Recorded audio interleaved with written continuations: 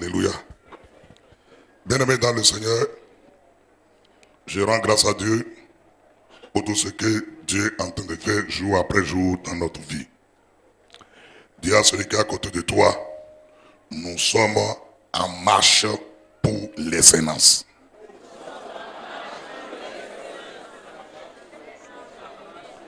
Dis-lui, notre temps est arrivé pour manifester la puissance et la richesse de Dieu.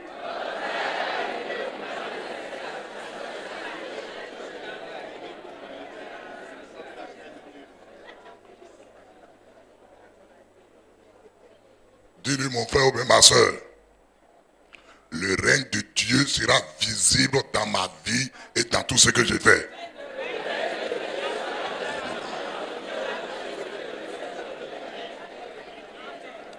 Alléluia. Alléluia. Frère, et je peux vous dire ceci. Tu n'es pas pauvre et tu ne seras jamais pauvre en Christ.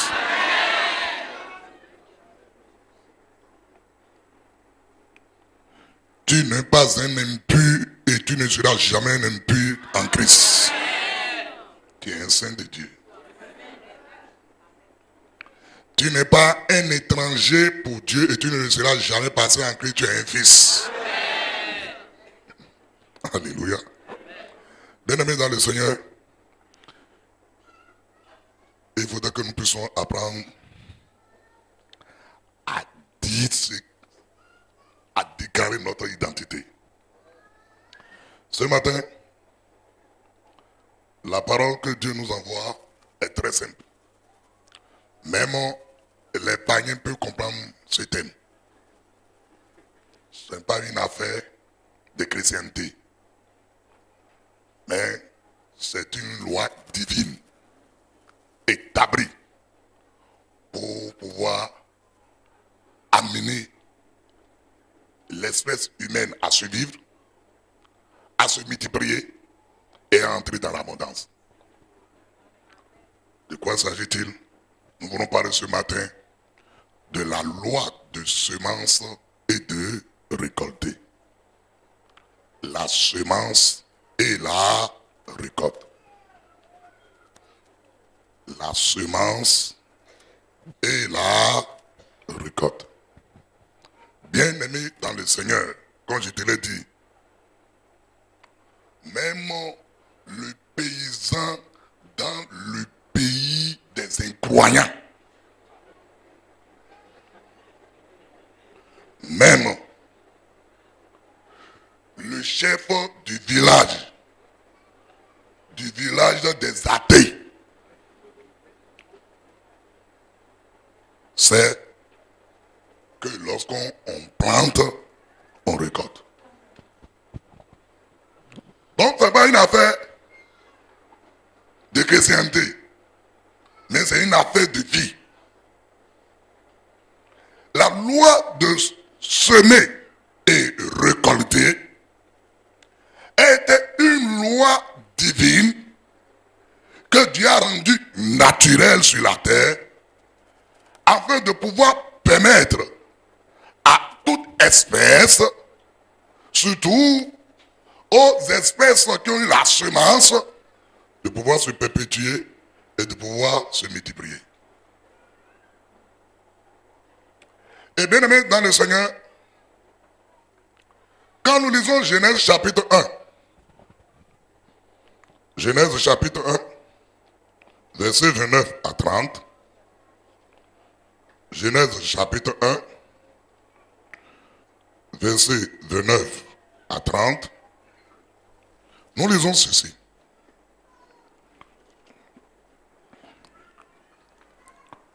Et Dieu dit, voici, je vous donne toute herbe portant de la semence et qui est à la surface de toute la terre.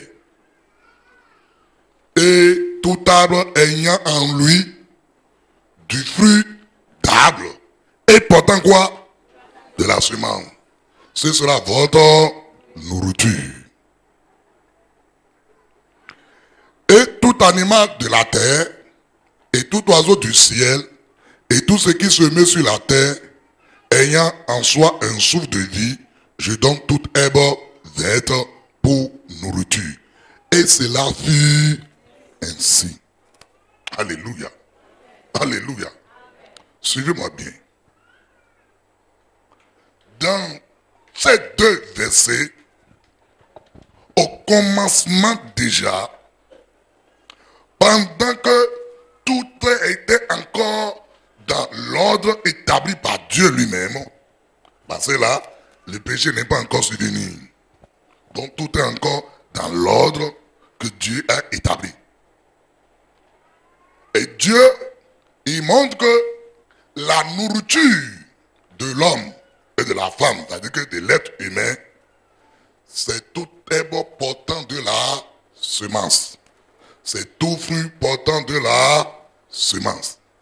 Bien-aimés dans le Seigneur, ça veut dire que si nous devons aller à l'origine, ce qui nous a été destiné pour la nourriture, nous tous nous devons être des végétariens. Et je comprends. Alors, pourquoi aujourd'hui l'homme meurt vite? Et pourquoi la durée de vie de l'Africain est encore très basse? Parce que nous mangeons des choses qui nous intoxiquent. Nous mangeons des choses qui nous détruisent. Au départ, la viande ne faisait pas partie de notre ration.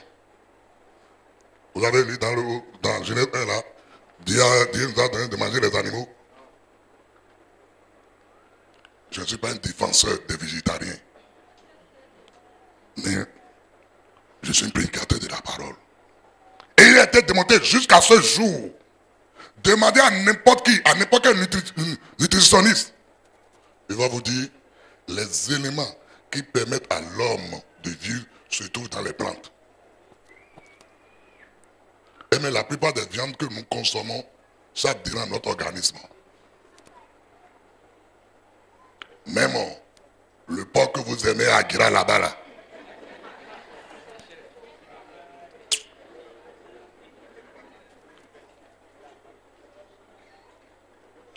Et ce qui est encore plus dangereux, c'est la viande rouge.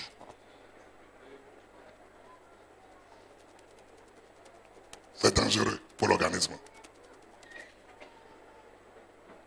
Donc, je vois que Dieu, au départ, nous a donné une bonne ration alimentaire. Aujourd'hui, on dit, essayez de manger 5 différents fruits par jour. 5 différents fruits par jour. Mais vous comprenez, manger des fruits aujourd'hui, c'est de l'argent. Donc on voit que le pauvre, sa durée de vie sera toujours limitée. C'est pour cela, tu ne seras jamais pauvre, car Dieu ne t'a pas destiné la pauvreté. Sinon, regardez, le verset 29, comparé sur le verset 30. Vous allez voir pour les animaux, il les a donné seulement de l'herbe verte. Ce n'est pas l'herbe comportant là, mais c'est pour l'homme qu'il a donné quoi? Là, les fruits portant de la semence. Pourquoi?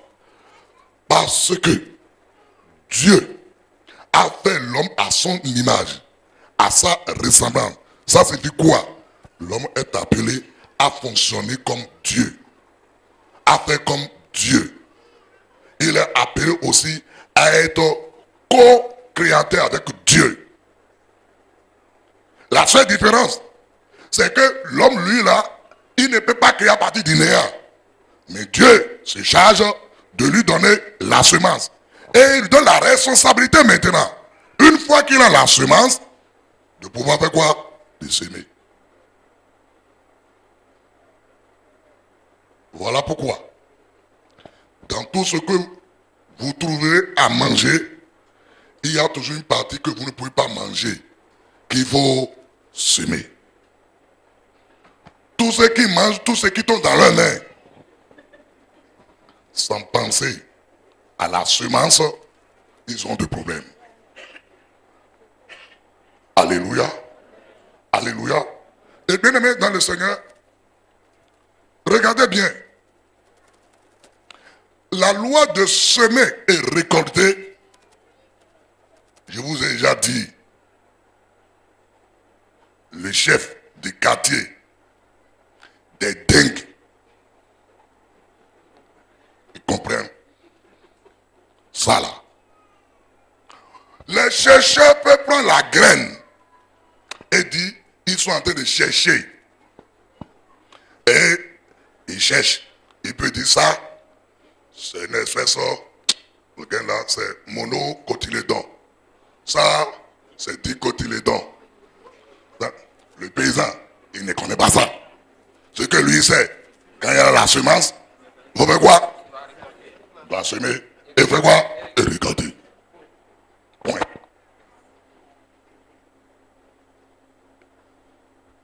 Et bien aimé dans le Seigneur, est-ce que vous savez que la vie dans son ensemble est basée sur cette loi?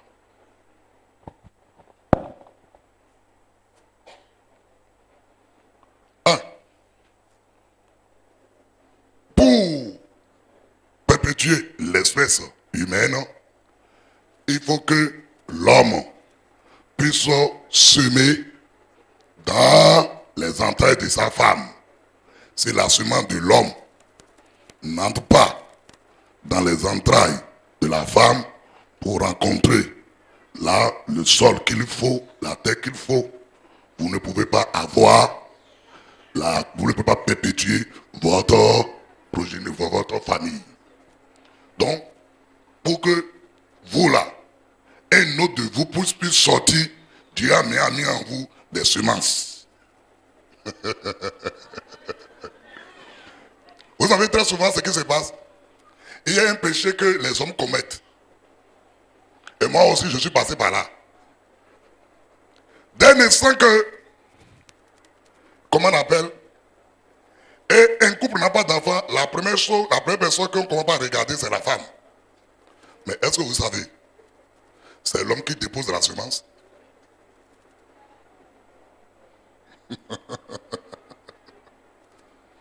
Maintenant, les gens ils ont raison. Même si le sol est un sol adéquat, qui est approprié à la semence. Et lorsque la semence que vous déposez est une semence trouée, ça va pousser. Même si toutes les conditions de germination sont réunies. Est-ce que la semence va germer? Je viens vous parler, messieurs. Si vous voulez avoir des enfants, n'envoyez pas seul vos épouses chez les gynécologues. Accompagnez-les également pour aller vérifier si aussi vous-même, vos semences sont capables de germer. Moi, je suis un prédicateur équilibré.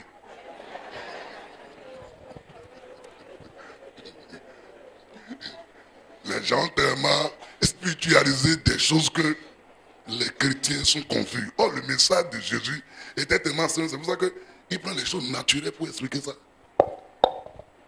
Alléluia. Je ne sais pas comment ça se passe. Mais bien aimé dans le Seigneur, demandez ça aux gynécologues. Ils vont vous le dire. C'est pas seulement, très souvent nous avons la femme. Nous-mêmes, nous n'y allons pas. Et nous avons cette mentalité de chef. Alors que le chef peut être malade. Sans le savoir. Merci, maman.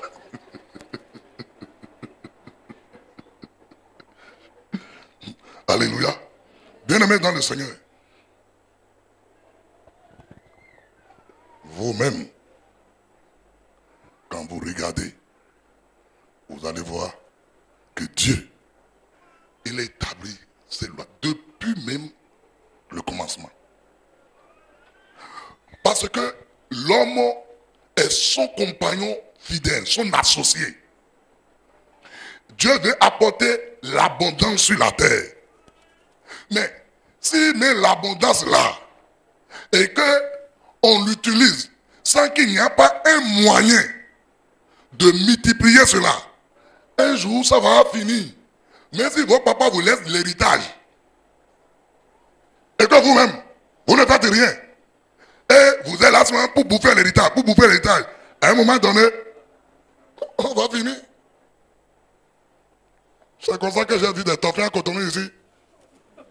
Ils ont vendu tellement les terrains, les places, tout des locaux, à Bokikogi, Pampa, Minonchou, à Dokreta. Ils ont vendu tout ça là. Et même maintenant, ils ont où dans les baraques.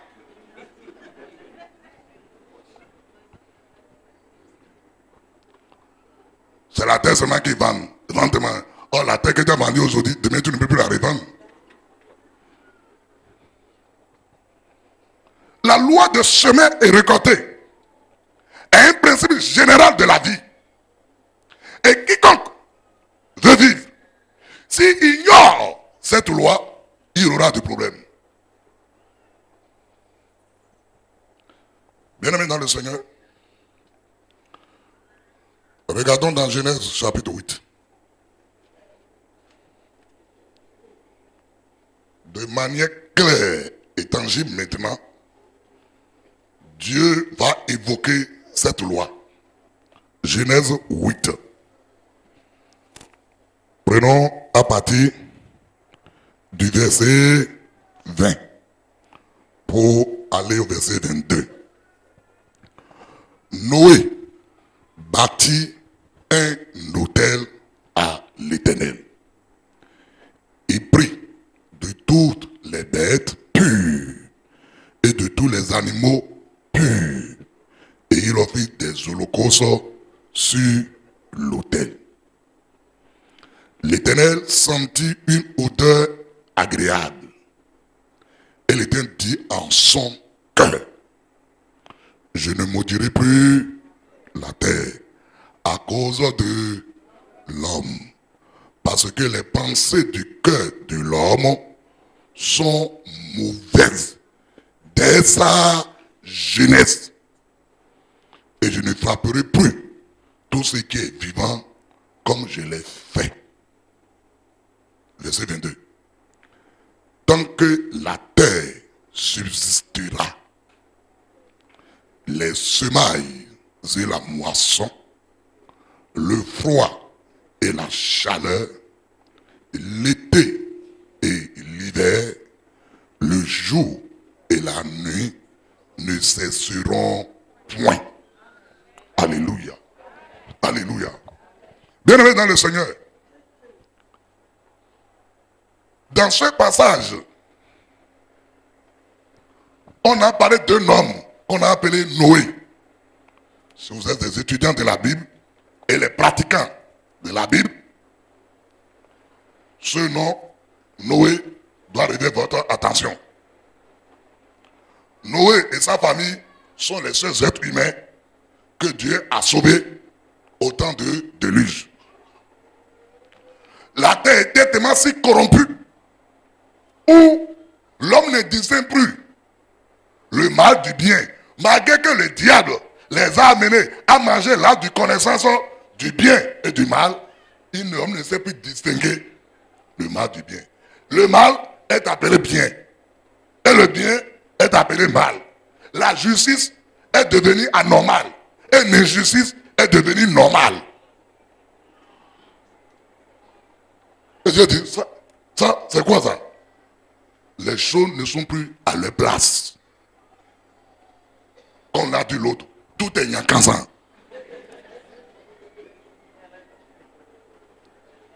Et Dieu regarde, il dit non, ce n'est pas la terre que j'ai créée. Ce n'est pas l'homme que j'ai créé à mon image, à ma ressemblance. Ce n'est pas ça.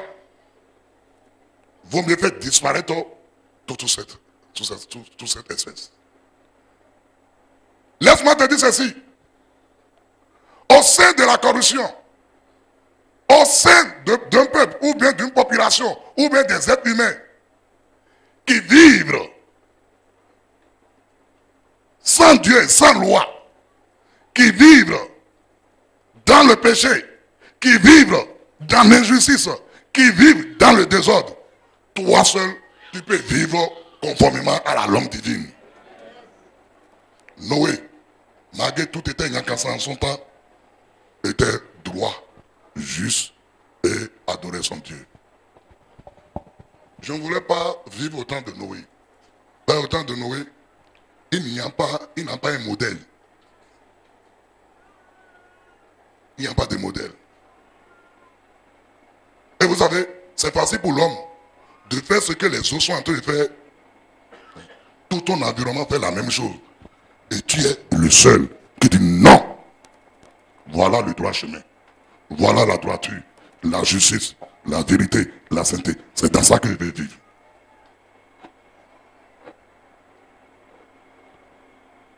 Les gens ont dit, si vous arrivez quelque part que les gens sont en train de marcher sur la terre, il faut marcher aussi sur la terre d'abord.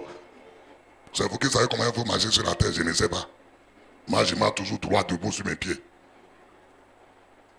Dieu n'a jamais créé la tête pour qu'on puisse marcher sur la tête. Si les gens marchent sur la tête, c'est anormal. Vous marchez droit pour leur montrer que c'est les deux pieds que nous prenons de marcher et pas la tête. Ne soyez pas corrompus comme le monde. Parce que vous êtes un peuple à part.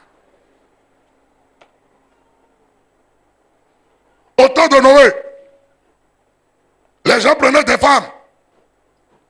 L'homosexualité aussi existait. Les gens se moquaient de Dieu. Ils ne connaissent pas Dieu. Même les lois de la République, ils ne les connaissent pas. Et même quelqu'un peut se lever. Parce qu'il a dit que ta femme est belle, il peut te tuer et prendre ta femme. C'est la vie de désordre qui existe au temps de Noé. Mais dans ça là, vous pensez que Noé, les gens l'acclamaient? Non. Au contraire, les gens se moquaient de lui. Les gens lui demandaient aussi, où toi là tu as vu Dieu? Depuis que tu n'as jamais vu Dieu? Noé dit non, c'est mon papa qui m'en a parlé. Ton papa est où là maintenant? Au moins nous, l'humanité tentait c'est qu'au moins quelqu'un est venu, il est mort, la croix, il est ressuscité. Mais Noé, il n'avait rien. Regardez à ça. Mais il croyait en ce Dieu invisible, dont son père lui a parlé, et qui est le créateur des cieux et de la terre. Et le papa lui a donné le nom de Noé, qui signifie, qui va nous apporter la consolation. Noé signifie, celui qui va nous donner le repos dans ce travail pénible. Donc quelqu'un qui va nous donner la consolation. Donc c'est l'image du Saint-Esprit. Et c'est le Saint-Esprit que nous avons. Si nous attachons au Saint-Esprit, nous allons vivre autrement que le monde. Et bien aimé dans le Seigneur, Dieu, malgré que il a vu que l'espèce humaine est pourrie, il a vu au moins Noé. Et comme Dieu, il a tout dit, il ne va jamais détruire les injustes et les justes. Jamais. Dieu fait toujours la part des choses. Il est venu vers Noé. Il dit Noé, j'ai vu ta marche. Ta marche est droite, juste et intègre devant moi. Mais moi, j'ai arrêté. Le tribunal céleste a tranché. Il faudrait que nous puissions détruire toute la terre par les eaux. Mais voici, moi je ne détruis pas le juste avec l'injuste. Voilà pourquoi. Fais-toi un acte. Et Dieu va lui donner les dimensions de l'acte. Il va lui donner même, il va lui indiquer les matériaux qu'il doit utiliser. Et vous savez, il y a une question que je me pose. Vous connaissez le métier de Noé? Hein? C'est quoi? Non. Noé, c'est un cultivateur. Mais, regardez. Mais Dieu dit à un cultivateur de faire le métier d'ingénieur. C'est pourquoi je vous dis ceci souvent. Si vous vous appuyez seulement sur le diplôme que vous avez eu. Dieu peut décider de vous bénir autrement et vous allez accrocher au diplôme parce que vous êtes des salariés. Écoutez-moi bien, le salaire n'enrichit personne.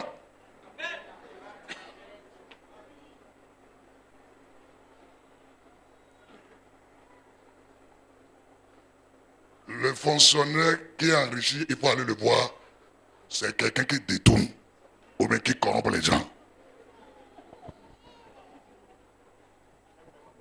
Le fonctionnariat ne bénit personne. Mais le fonctionnariat peut te permettre d'avoir la semence. Et lorsque tu as la semence, il faut investir, semer.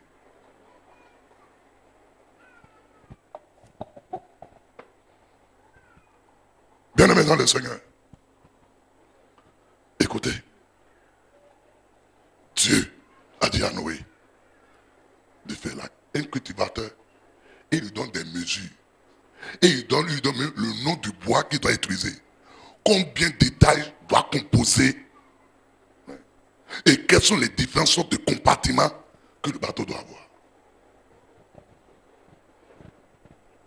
Mais il n'a jamais appris ça. Je vais vous dire ceci.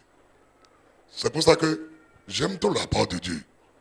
Le vrai croyant, celui qui a reçu vraiment Jésus-Christ, la Bible, ne dit jamais je ne peux pas. Il dit au contraire, je peux tout. Il n'a pas dit, je peux seulement ce que j'ai appris. Je peux quoi? Tout. Par qui? Par ceux qui me fortifient. Mais vous n'avez pas cette foi. Ce que vous avez appris, c'est dans ça que vous dites que oui. Parce que Dieu là, il fait parfois des choses qui ne suivent aucune règle mathématique. Et d'ailleurs, même en mathématiques, vous savez, je vais vous-même le dire. Si tu veux avoir un résultat, c'est toi-même qui définis la fonction de ce résultat. Pendant que les gens disent 1 plus 1 égale à 2, toi tu peux définir une fonction, les gens vont faire 1 plus 1, ils vont trouver 0. Ou bien, ça c'est les mathématiques. Ah oui, ça dépend de la fonction.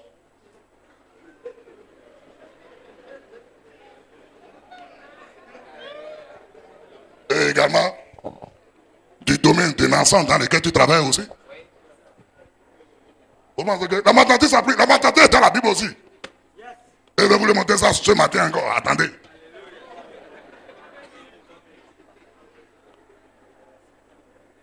Alléluia. Alléluia. Pour construire un bateau, il faut les notions mathématiques et les notions physiques. Alléluia. Voilà pourquoi on envoie les enfants au lycée. Allez demander même au ministère du lycée. Ils apprennent les maths, ils apprennent le physique. Parce que pour que le bateau puisse, pour ne soit pas noyé, il faut que ça puisse respecter les lois de poussée d'Archimède. Hein, monsieur le professeur de physique. Ou bien Jima. Moi j'ai bien appris mes leçons. Hein. Je n'ai jamais fraudé, je n'ai jamais triché. Et Dieu m'a donné ce cerveau, je n'apprends pas pour oublier.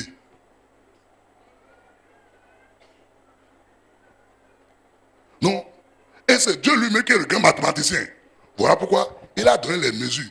Si jamais Noé, il faussait les mesures, qu'est-ce qui va se passer? Soit noyé. Est-ce que c'est la faute de Dieu? Il va se noyer là, il va mourir, non? C'est Dieu qui l'a fait mourir? Non, parce qu'il n'a pas suivi les principes. C'est ce qui s'est passé. Maintenant, en Espagne, avec TGV, train à grande vitesse. Tu es route et tu veux prendre un tournant, un virage.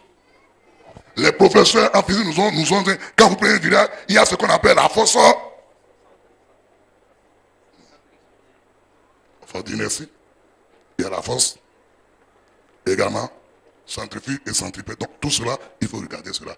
Et cela, on doit faire attention à cela par rapport à l'accélération, parce que l'accélération va augmenter la vitesse. Mais lui, il veut faire des exploits.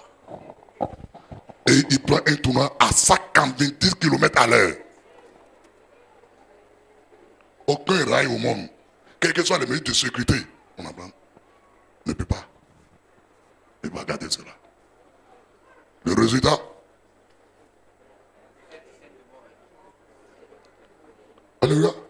Le résultat, qu'est-ce qu'il a eu? Il y a eu plusieurs morts. Alléluia. Il y a eu plusieurs morts. Si c'est ici, maintenant, on va dire que c'est la sorcellerie. Et vous savez, ce n'est pas aussi un nouveau conducteur. Donc c'est un ancien, c'est un instrumenté.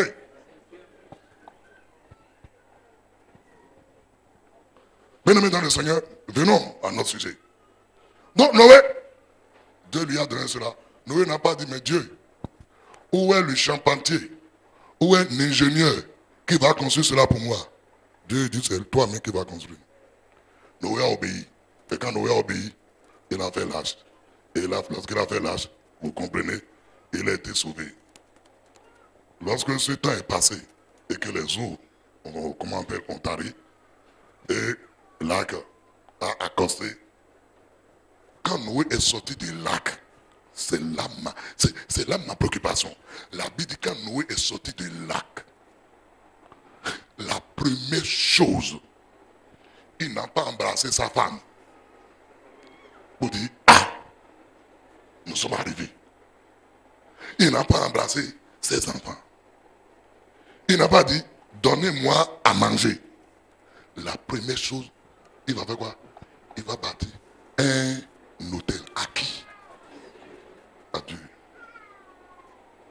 J'aurai l'occasion de venir sur ça là. Ce que signifie bâtir un hôtel à Dieu. Beaucoup d'enfants de Dieu ne connaissent pas ça. Quand vous établissez un hôtel pour une divinité quelque part, vous savez ce que ça signifie? Ça, vous possédez le lieu pour la divinité. Quand Noé est sorti, première chose, même si la terre là, Dieu tu l'as détruit, ça t'appartient toujours. C'est toi qui es le maître, son hôtel. Donc Dieu, je ne peux pas rester sur la terre sans toi, ta présence, l'hôtel. Mais dans plusieurs situations, même quand nous sommes même bénis, on ne passe pas tout de suite à Dieu. On ne commence pas à sauter. On commence pas. Noé, quand il est sorti, la première chose, c'est d'abord l'éternel Dieu. Il a montré à Dieu qu'il a besoin de sa présence sur la terre. Sinon, il ne peut pas. Il a possédé la terre qui appartient à Dieu. Il dit, mais si tu l'as détruit, mais c'est toujours ta terre. Vous allez voir ça. Deuxième chose maintenant, est-ce que lui-même l'a déjà mangé? La famille a déjà mangé? Je ne sais pas. Il va prendre maintenant des animaux purs. Deuxième chose, il reconnaît que ce Dieu-là, c'est un Dieu de sainteté. Parce que si on dit qu'il a pris des animaux purs, ça qu'il a aussi des animaux impurs. Mais il n'a pas osé donner à l'Éternel les choses impures. Comme quelqu'un l'a dit, comme on connaît les seigneurs, on les honore. C'est les choses, les animaux purs. Il a fait un sacrifice consumé par le feu. C'est ça qu'on appelle holocauste. Sacrifice consumé par le feu. Et lorsqu'il a fait ce sacrifice-là, et il a mis du feu, la Bible dit, c'est ça le problème, que l'Éternel Dieu sentait quoi? Une odeur agréable. Une odeur agréable. Et regardez bien aimé, dès l'instant que Dieu a senti l'odeur, il a regardé, ça vient de la terre. Qui est en train de faire ça là? Il a vu que c'est Noé. Mais ce que Noé a apporté comme sacrifice là, il a compris que c'est les choses qu'il vient de détruire. Il dit quoi? Il dit en son cœur, je peux vous dire, l'Éternel Dieu s'est repenti. C'est ça qu'il dit. L'Éternel dit, quand il a goûté, quand il a senti l'odeur, l'odeur était tellement agréable, vous ne pouvez pas offrir quelque chose de pur sans que ça ne donne pas un bon parfum, une bonne odeur de parfum aux yeux de l'Éternel. Et lorsque Dieu a dit cela, la Bible dit, l'Éternel dit dans son cœur, je ne maudirai plus quoi? Mais écoutez, je ne maudirai pas quoi? La terre. Il n'a pas dit l'homme, hein. Je ne maudirai plus la terre.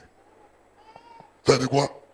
Dieu, à cause de ce que Noé a fait là, il ne veut plus maudire, mais il veut faire quoi? Puisque s'il ne veut plus maudire, ça veut dire quoi? Il veut bénir. Donc, nous avons un Dieu de bénédiction. Et c'est ça qu'il a toujours caractérisé depuis le départ. Regardez, dès l'instant qu'il a créé l'homme, la Bible dit, et l'Éternel les bénit.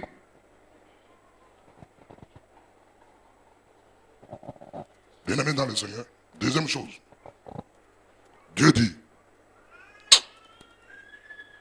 il ne va plus regarder aux conneries des hommes pour détruire la terre. Que l'homme là, c'est lui qui est corrompu dès sa jeunesse. Vous entendez? Jeunesse.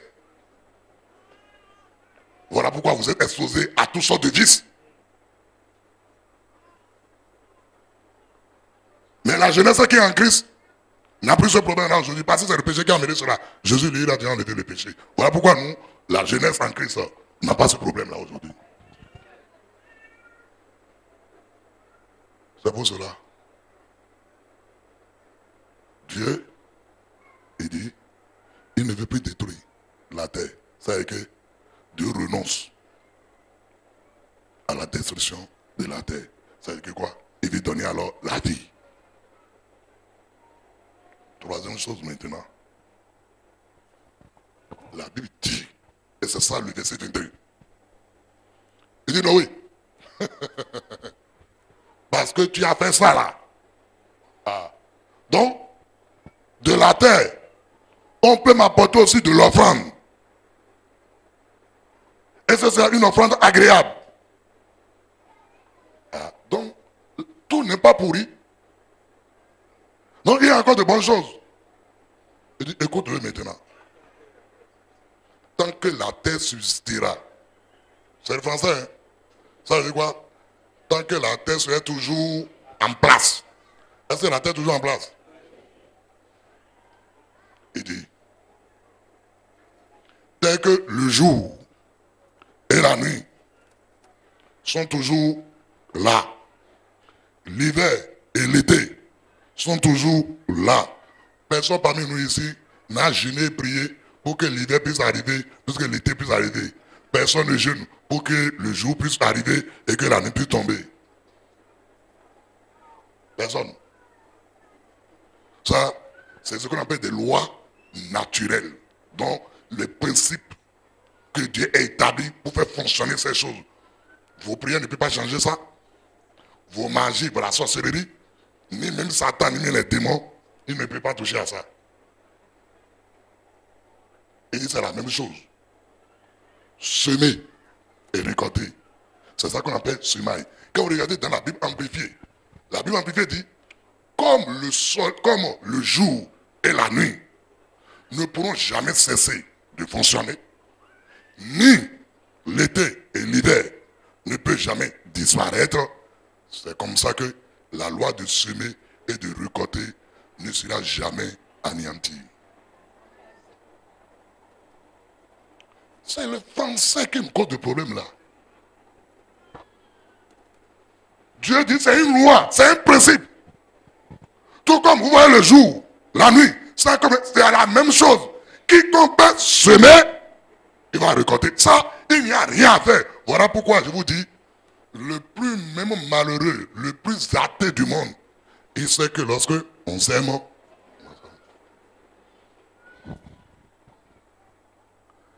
et bien aimé dans le Seigneur, la loi de comment on appelle, de semer et de récolter a trois axiomes. Je vous ai dit, on a fait un peu de mathématiques ce matin. Vous savez, un axiome, c'est un théorème vérifiable en tout temps et en tout lieu. résultats sont les mêmes. C'est ce qu'on appelle une axiome. Quand on dit la somme de Thalès appliquée à un triangle, ça veut dire que la droite qui coupe deux côtés d'un triangle est parallèle au troisième côté. Mathématiques. Va à Washington, va sur la Lune, c'est comme ça.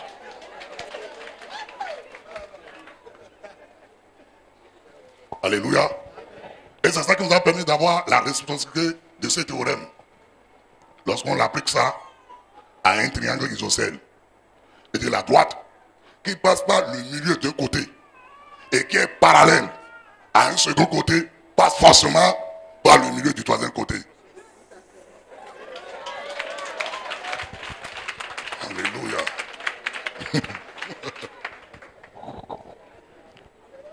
Va grandir sur l'eau, ça se démontre. Va à Dassa, monte sur les collines, ça se démontre. Non, c'est quelque chose qu'on ne peut pas changer. C'est ça qu'on appelle nation.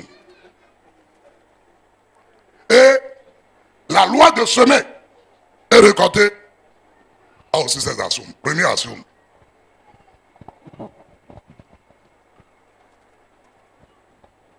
La qualité. Première action. La qualité de la récolte dépend de la qualité de la semence. Première action. La qualité de la récolte est liée à la qualité de la semence. Ça veut dire quoi?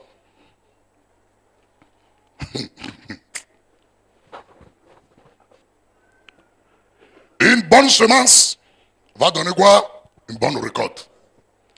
Une mauvaise semence va donner quoi? Tu veux récolter de bonnes choses, il faut semer de... Si tu veux récolter de mauvaises choses, sème alors de mauvaises choses. Et ça explique quoi? Vous ne pouvez jamais semer de bonnes choses et récolter de mauvaises choses. C'est impossible. La qualité de votre semence détermine la qualité de votre récolte. Et je vais l'expliquer encore d'une autre manière. Si vous semez le maïs, vous allez récolter quoi? Le maïs. Si vous semez niam, vous allez récolter quoi? Niam. Est-ce que vous pouvez semer du haricot et récolter du riz? Donc, si tu veux du riz, il fallait semer quoi? Du riz.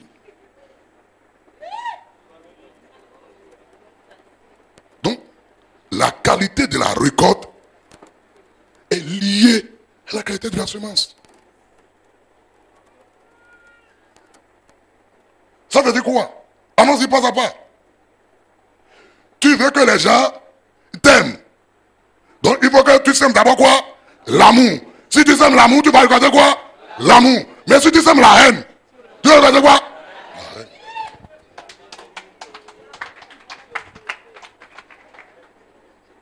Tu veux que les gens puissent t'apprécier. Donc toi-même, il faut faire quoi? Il faut semer d'abord l'appréciation. Et toi aussi, on va t'apprécier. Mais toi, tu dénigres les autres. Tu critiques les autres. On va faire quoi? On va te critiquer, on va te dénigrer.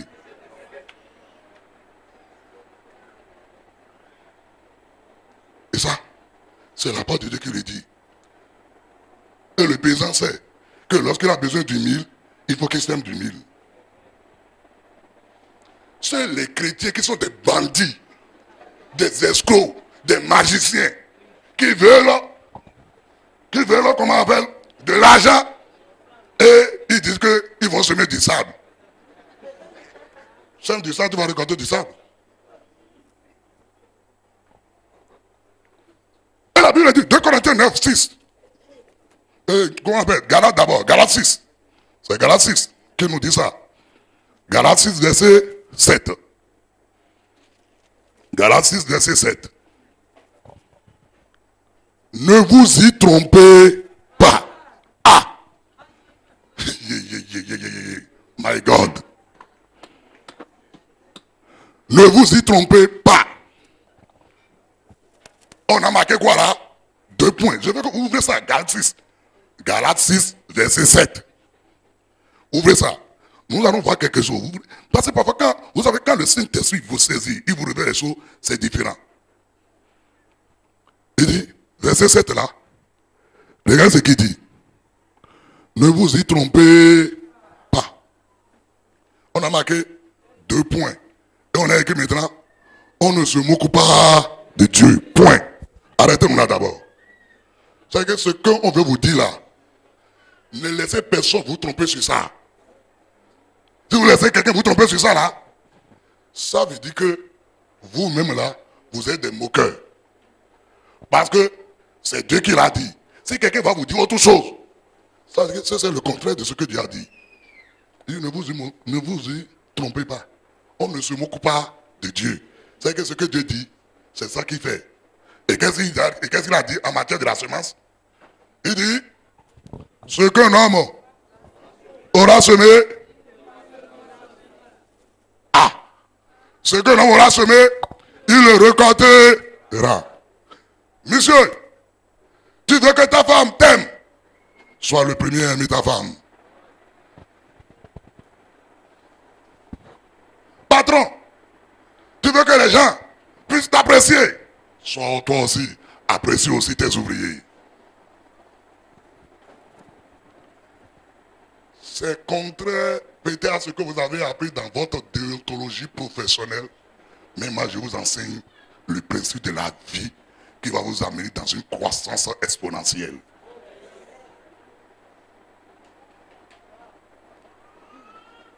Vous savez, ce que nous faisons et qui est mauvais, nous désirons des choses que nous-mêmes ne sommes pas capables de faire pour quelqu'un. Or, vous le savez bien, il ne peut pas y avoir de récolte sans semence. Seuls les évangéliques, charismatiques, pentecôtistes, tout ça là, ils sont des bandits.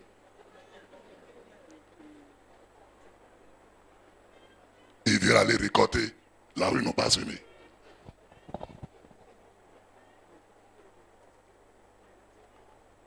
Bien-aimés dans le Seigneur, écoutez-moi.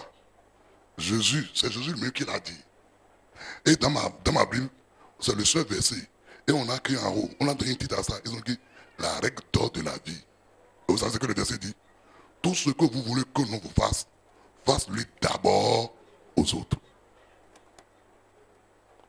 Tout ce que vous voulez qu'on vous fasse là, soyez les premiers d'abord à le faire aux autres. Si je veux qu'on puisse m'aimer, je n'attends pas à récolter l'amour. Il faut que ce soit moi-même d'abord qui sème l'amour. Parce que c'est ce que tu sèmes que tu vas récolter.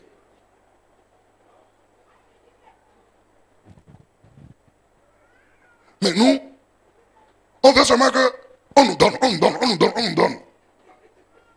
Mais nous-mêmes, on ne peut pas. Ça ne marchera pas. La loi de semer et récolter est claire. C'est pour ça que je vous dis, frères et sœurs, vous calomniez les gens. Soyez sûrs, on va vous calomnier aussi.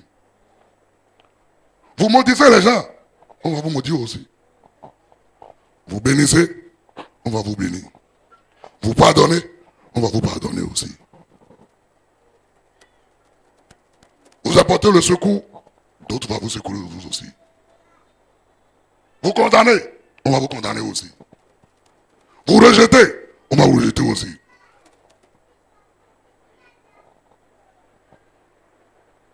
Bien-aimés dans le Seigneur, ce qu'un homme a semé, c'est ce qu'il moissonnera. Voilà pourquoi même, je vais vous le dire, même lorsque notre frère, notre soeur, il commet du péché, vous savez que la Bible ne nous a jamais demandé d'aller le critiquer. Il nous a dit quoi? D'aller vers lui et de lui parler. Parce que ce qu'un homme aura semé, c'est ce qu'il moissonnera. Et il y a certaines personnes, aujourd'hui vous dites que, quand je laisse les apprentis là, quand je reviens, Il n'y a pas l'argent dans la caisse. C'est ça partir un vol. Quand tu étais à l'apprentissage, tu faisais quoi? Si tu as volé, donc c'est ça qui est en train de raconter. C'est ce que vous ne comprenez pas. Ce que l'on a semé, ce qu'il moissonnera. Il y a certaines personnes, vous criez aujourd'hui, que ma vie, comment? Tu ne peux pas faire ça. Nous sommes des chrétiens. Il faut rester dans la sainteté. Ton papa qui t'a mis au monde là, qu'est-ce que lui faisait aux jeunes filles avant? C'est ça la question.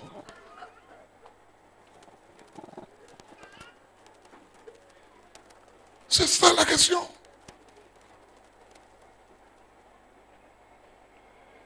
Deuxième axiome. Deuxième axiome de la loi de semer et de récolter. La récolte est proportionnelle à votre semence. La récolte est proportionnelle à votre semence. Ça veut dire quoi? Vous ne pouvez pas semer une mesure ou bien 1 kilo de maïs et dire que vous allez récolter la même chose que quelqu'un qui a semé 10 kilos. C'est impossible. La récolte est proportionnelle à la semence. Vous voulez que vous puissiez, Dieu puisse vous élever, que Dieu fasse vous des milliardaires, alors que vous-même, vous ne pouvez pas donner même des millions à Dieu. Parce que la loi de semer et récolter, son application dans le royaume, c'est ça qu'on appelle donner et recevoir. Et vous savez, la Bible dit dans 2 Corinthiens, dans 2 Corinthiens 9, verset 6. 2 Corinthiens 9, verset 6. 2 Corinthiens 9, verset 6. Sachez-le. C'est que ce n'est pas quelque chose qui est caché. Sachez-le. Celui qui sème peu, moissonnera peu. Celui qui sème abondamment, moissonnera comment? Donc ça veut dire que votre récolte est proportionnelle à votre semence. Vous ne pouvez pas récolter plus que vous avez semé. C'est-à-dire qu'à une semence, à une quantité de semences est destinée une quantité de récolte. Vous ne pouvez pas aller au-delà de cette quantité-là si vous n'avez pas, non. Ça veut dire, plus vous augmentez la semence, la quantité de la semence, plus la récolte aussi devient quoi? Abondante. Si vous diminuez la semence, ça veut dire que la récolte va faire quoi? Allez demander ça aux paysans. L'année passée, tu as fait 10 hectares de coton. L'argent que son emploi va te payer, ce n'est pas la même si tu fais 2 hectares maintenant de coton.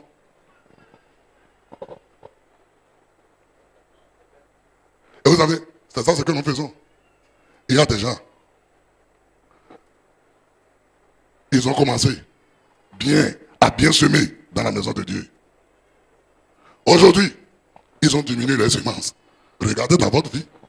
Vous allez voir aussi que les choses ont diminué aussi dans votre vie. Par contre, d'autres, ils ont commencé petits. Ils augmentent. Et vous voyez, ils sont en train de monter.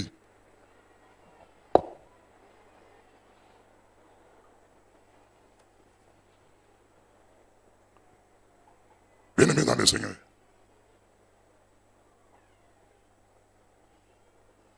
Vous devez faire beaucoup attention. Il dit, sachez-le. C'est que ce n'est pas quelque chose de spirituel. Tout le monde peut connaître cela. Et c'est normal. Le gars qui a cultivé 2 hectares de riz, comment vous voulez qu'il puisse récolter le même sac de riz que celui qui a cultivé 10 hectares de riz? Et laissez-moi vous dire ceci. Celui qui a cultivé 10 hectares a fourni plus de force, a dépensé plus. C'est pourquoi il va récolter aussi plus. Mais chrétiens sont des fainéants. Oui, notre Dieu a la capacité de multiplier. Et Dieu dit, tu as menti.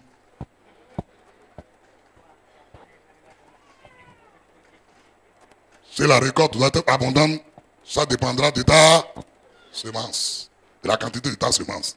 Donc vous voyez, la loi de semence nous montre la qualité de la récolte et la qualité et la quantité aussi de la récolte. Troisième axiome.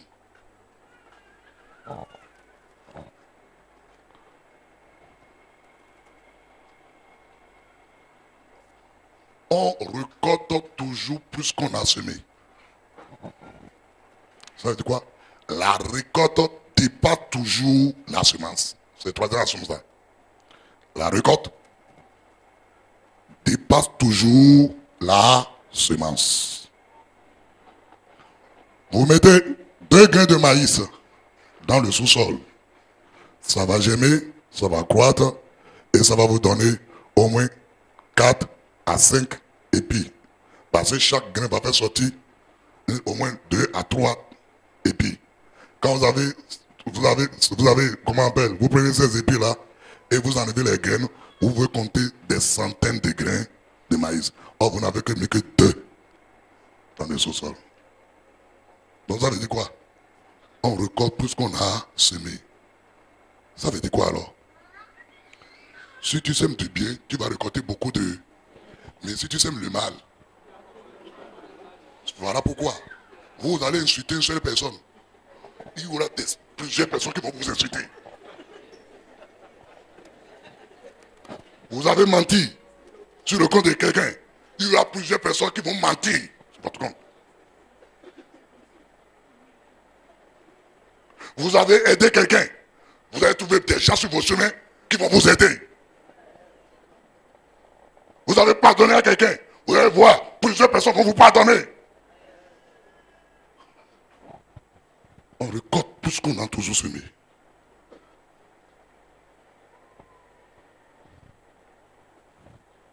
Tu t'assois et tu calomnies ta soeur. Attends, mes frères. Disons la vérité.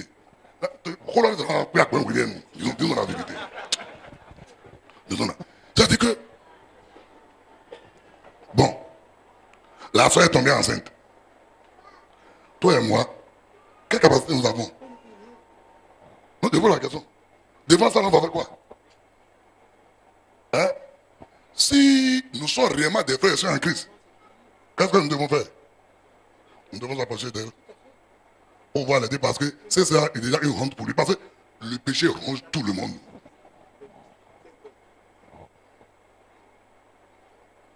Nous nous approcher. Je ne sais même pas, qu'est-ce que tu as fait? La soeur est déjà arrivée. C'est comment tu demandes, hein, comment tu as fait ça? Comment ça va changer quoi? Non, je parle. Parce que parfois, comprenez-moi, hein, parfois quand je parle comme ça, les gens pensent qu'on encourage. C'est pas qu'on n'encourage pas ça. Non. Mais c'est comme le dit l'autre. Le Dieu est déjà tiré. Il faut faire quoi? Il faut consommer. Et laissez-moi vous dire ceci. Est-ce que c'est parce que la soeur a fait un enfant en dehors du mariage qui signifie qu'elle ne peut pas se marier? Non. Un accident dans votre vie ne dit pas que vous êtes parti au cimetière si l'accident n'a pas amené la mort.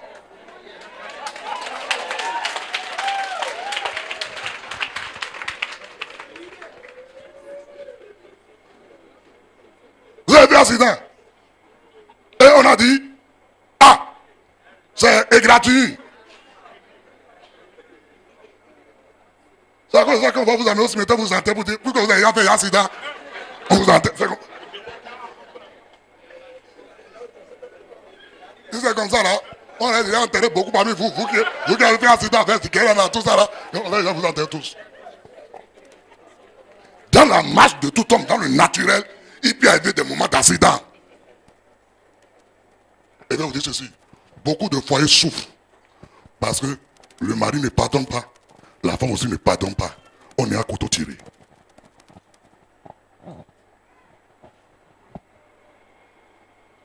Le mari accuse la femme accuse le mari.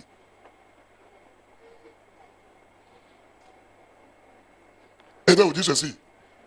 Là où il y a toujours l'accusation, il ne peut y avoir que de malédiction. Celui qui accuse ne peut pas dire de bonjour sur l'autre.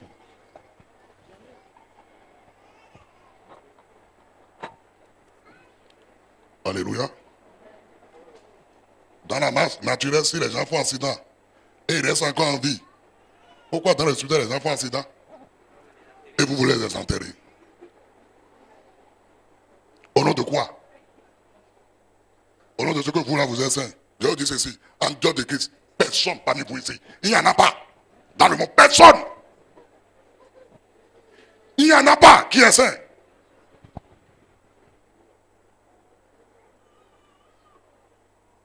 Alléluia. Alléluia. Et vous allez voir, je vais vous communiquer une révélation que le Saint-Esprit me communique en même temps sur les champs. Ça, je n'ai pas ça pendant que j'avais ce message-là. Mais la révélation est venue. Il dit, mon fils, les trois axiomes que tu viens de les communiquer. Premièrement, la qualité de la récolte dépend de la qualité de la semence. Si la semence que vous avez engendrée est bonne, la récolte sera comment va? Quelle est la semence que vous avez engendrée? Je pose la question. La semence de sainteté, la semence d'amour, la semence de puissance, la semence de... Ça veut dire que nous aussi nous sommes quoi? Saints, puissants. Regarde, va te regarder comme puissant, comme saint, comme riche. Parce que la récolte aura toujours la même qualité que la semence. Première chose. Deuxième chose. On récolte plus qu'on a semé. Dieu a donné un seul fils pour avoir des milliards de fils. Ouais, c'est un bon homme d'affaires. C'est un bon investisseur. Et ça nous donne des leçons. Nous devons aussi discerner les choses dans lesquelles nous pouvons investir, ça va nous porter beaucoup. Ah, vous pensez que si Dieu sacrifie Jésus-Christ là, il n'aura pas d'autres fils, il va les laisser mourir à la croix. Vous savez ça où?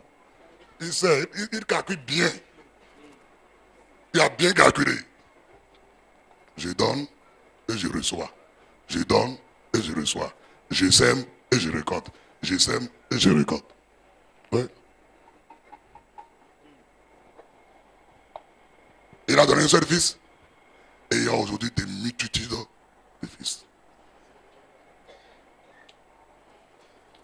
Bien-aimés dans le Seigneur. Ce que vous devez savoir, la semence que nous avons, c'est Dieu lui-même qui nous fournit cela.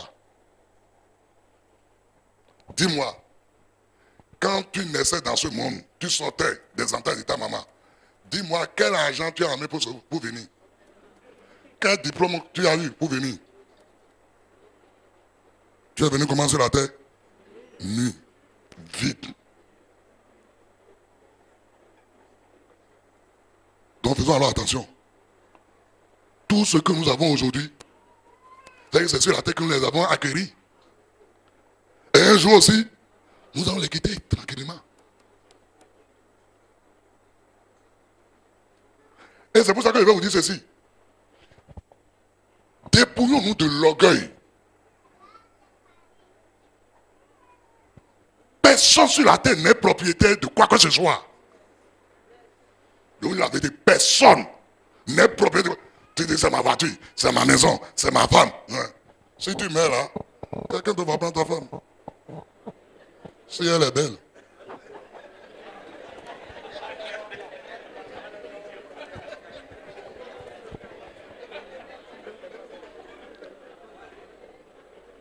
Aujourd'hui que les gens sont devenus comme des denrées rares. Si la femme est là, c'est mon mari. C'est mon mari, ne touchez pas mon mari. Si tu mets là maintenant, les gens vont les toucher.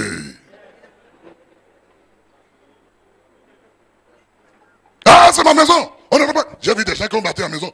Et même, les gens ne peuvent pas passer mais sur les terrasses. Mais, les eaux qui mettent là, c'est là que les gens doutent entendre. C'est là que les gens brossent sous l'habit. Mais la chambre dans laquelle il n'y a pas personne là, les gens rentrent dedans. Et vous savez ce qui est dans le cœur? Au moins, lui, il est parti. Et la femme commence pas à se battre pour voir qui va hériter le gros lot. On regarde ni pas la femme, ni même aux enfants. C'est pour ça que la parole de Dieu déclare que nous sommes simplement des économes de Dieu. C'est-à-dire des gérants, des intendants. C'est que tout ce que nous avons dans ce monde-là, en tant qu'enfants de Dieu, reconnaissez que Dieu a placé dans nos mains sa richesse, ses biens matériels, son argent, sa capacité, son talent, pour que nous puissions les gérer pour son compte. Vous savez pourquoi beaucoup de chrétiens francophones, et particulièrement Benoît, ne peuvent pas être milliardaires? Parce que vous voulez être milliardaire pour vous-même. Non pas pour le ciel. Non pas pour le royaume des cieux. Vous voulez avoir le milliard et commencer par bosser. Soulever la poitrine. Et sortir avec la queue de la voiture et marcher comme ça. Tu vas devenir gorille, tu te mets comme ça.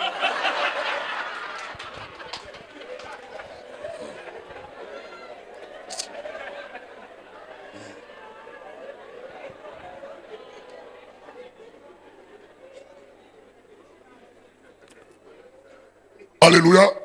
Alléluia. Ça me fait très mal. Ça me fait très mal. Vous savez, il y a un péché que les gays évangéliques a. Vous voulez que je vous dise ça? On soumet des choses dans la vie des autres alors que les mêmes choses sont chez nous, amplifiées même. Vous savez ce que Jésus a dit? Toi, tu vois seulement la paille dans les yeux de l'autre. Alors que chez toi, il y a quoi? La poutre. Il dit, va enlever d'abord la poutre. Là, tu vas voir clair avant d'enlever la paille pour l'autre.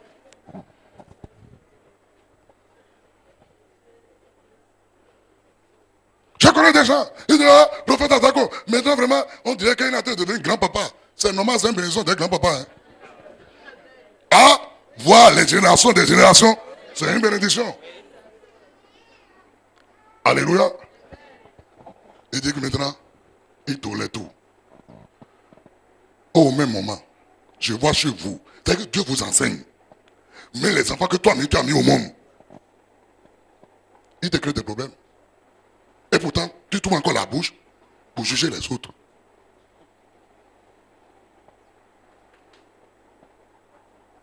Mais ça, c'est seulement au niveau de ton foyer. Mais moi, je m'occupe du peuple de Dieu. Je connais un papa, c'est ça fait qu'il est parti attraper une dosette. Et le papa a dit non, ce n'est pas comme ça, je ne peux pas faire ça.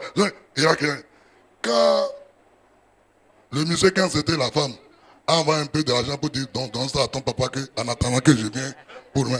Quand le papa a dit l'argent, sa colère a commencé par diminuer.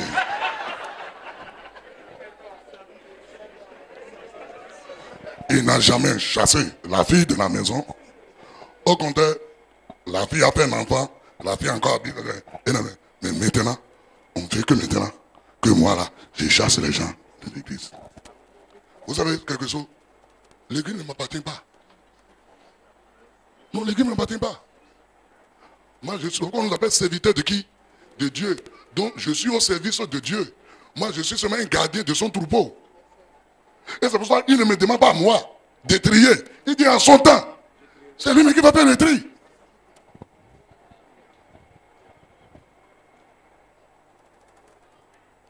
Alléluia. Alléluia. Bien-aimé dans le Seigneur. Écoute. Vous ne pouvez pas semer sans récolter. C'est impossible. Mais pour avoir une bonne récolte, il faut observer aussi certaines règles. Un, que la semence soit une bonne semence.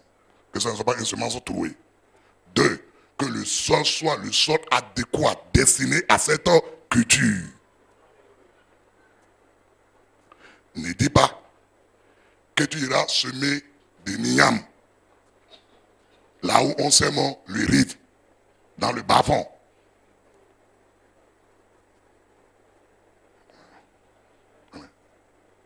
Il faut le sol approprié.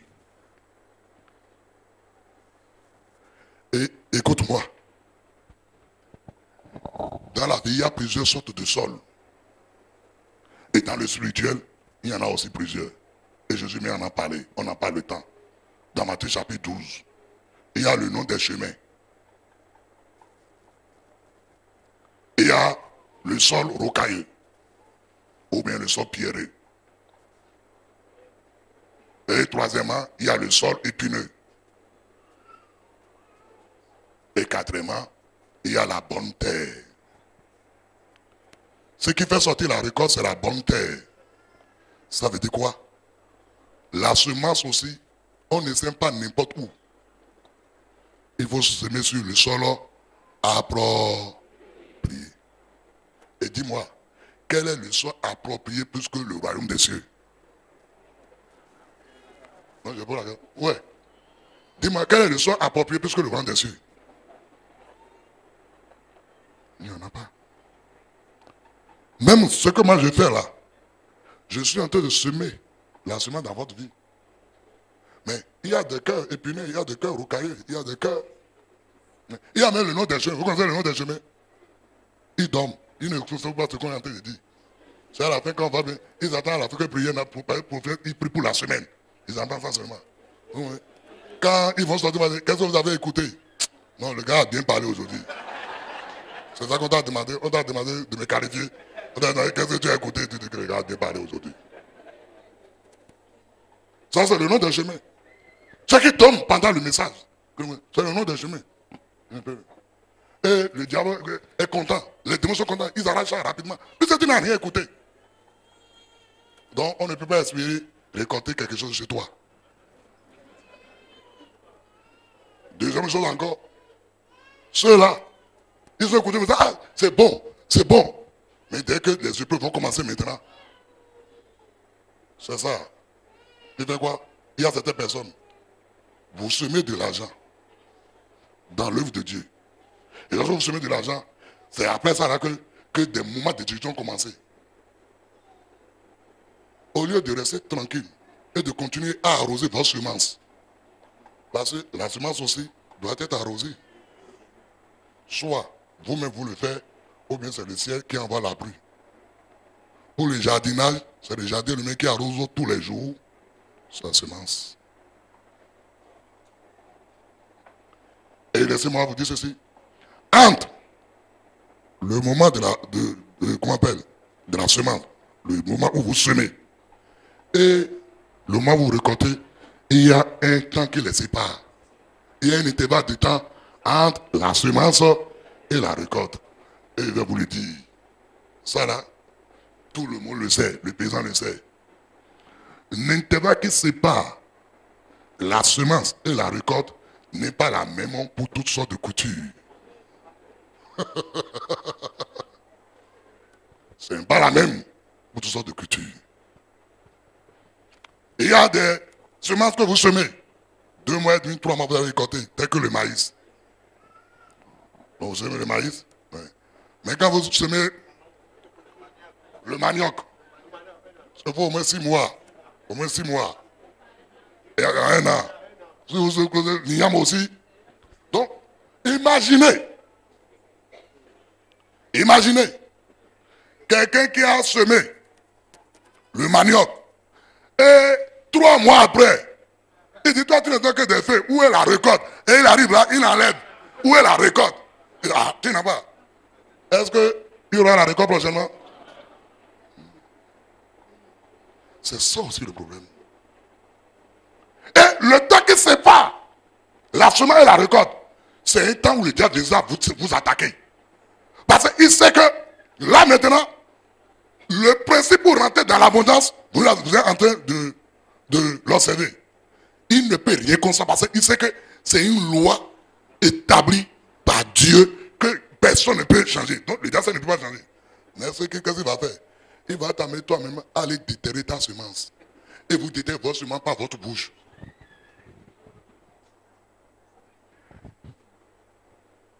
C'est faux là. Ils m'ont dit de donner la prémisse. J'ai donné la prémisse. Et j'ai eu quoi? C'est fini?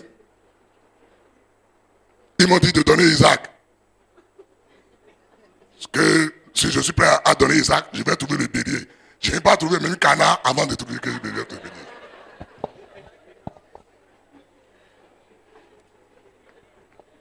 Regarde-moi ça. Est-ce que tu as vu ce que le prophète est en train de bâtir? Hein, donc nous sommes dans les paroles ici. Et on va lui donner de l'argent à lui pour qu'il puisse construire. Hein? Tout comme si c'est toi qui m'as donné l'argent pour construire. Tout comme si c'est toi qui es en train de construire. Ça m'a, vous savez, ça m'a fait rire. J'étais en train de discuter avec un homme.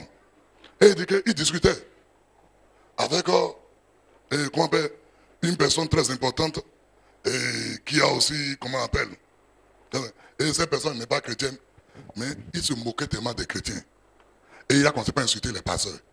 Il dit les pasteurs sont des escrocs. Ah. Et le frère, il a dit, monsieur, dis-moi, quel pasteur qui t'a escroqué? Il dit, moi, non, personne ne m'a escroqué. Il dit, attends, quel pasteur qui est venu chez toi demander quelque chose? Il dit, non, aucun pasteur n'est venu. Il dit, troisièmement, il dit, toi, mais tu t'es pas de quelque chose à un pasteur. Il dit, non, non, moi, je ne suis pas chrétien. Il dit, maintenant, en quoi alors ils t'ont escroqué? En quoi? Et il dit, je vais te montrer quelque chose. Je vais te montrer le vrai escroc. Attendez. Il dit, voilà. Il dit, ici, là. Voilà Dieu. C'est de lui qui émane toutes choses. Bon, je vais rester ici pour que ça... Voilà Dieu. Hein? C'est de lui qui émane toutes choses. C'est pour que les canopistes et les caméramans soient devant, ne peuvent pas passer. Donc, disons, c'est Dieu ça. Hein? La peau de frère là, c'est Dieu. C'est lui qui est l'auteur de toute richesse, de toutes choses. Ni Yaïboni, ni Obama, ni Mugabe n'ont pas créé le pétrole, ni les diamants, ni même le sorgho. Ils sont venus les voir. J'ai menti. Donc, c'est Dieu ce qui est le seul propriétaire de tous les biens, de toutes les richesses de la terre. Donc c'est de lui qui réparte toutes choses. Il dit, voici Jésus-Christ. Il dit, toi, tu ne connais pas. Tu ne connais pas Jésus. Non, mais, Jésus là est le seul moyen qui peut nous permettre de venir rester en connexion avec Dieu. Il dit, dès ce moment-là. Donc, l'auteur, la source, c'est ici. Donc, celui qui a Jésus-Christ, il est à la source. Mais, Dieu là, sur la terre, il dit non, moi je ne vais pas y habiter. Et il a établi son serviteur, c'est le passé. Ou bien le prophète, l'évangéliste. Voilà. Pour que le pasteur fasse quoi? Prends soin des brebis, les frères et sœurs en Christ. Il dit voilà le schéma de Dieu. Donc il dit toi là, tu ne connais pas ça. Donc toi, tu es même jusqu'ici. Tu n'aimes pas Mira, tu es jusqu'ici. Tu es jusqu'ici. Hein? Comment se fait-il que... Il dit attends. Tu as telle voiture, non? Tu as telle maison. Regarde la main que tu as portée. Tu vois tout ça là. Est-ce que tu sais que tout ça là, ça vient de Dieu? Il dit oui, je reconnais. Il dit mais si tu ne reconnais pas, moi je vais te dire. Toute grâce, excellence et tout don parfait vient du Père de lumière en qui il n'y a pas d'homme de variation. Donc c'est de Dieu qui donne. Donc tu es conscient que c'est Dieu qui donne. Il dit oui. Donc c'est Dieu qui donne. Donc ça a quitté où? Ici. Si ça quitte ici, ça va venir vers où d'abord? Chez le passé. D'abord, quand ça quitte là, ça vient ici d'abord. Pas chez vous encore. Ça vient ici d'abord. Avant de venir ici. Voilà pourquoi le psalmiste dit, il est beau au frère de demain ensemble. C'est là que Dieu envoie la bénédiction qui descend où? D'abord ici, sur la tête d'Aaron. D'abord. C'est ici d'abord. Avant de venir là. Il dit, mais tu n'es pas là. Par quelle alchimie c'est qui est venu d'ici là? Toi tu es là. Donc tu es un escroc. Donc le vrai escroc, c'est toi.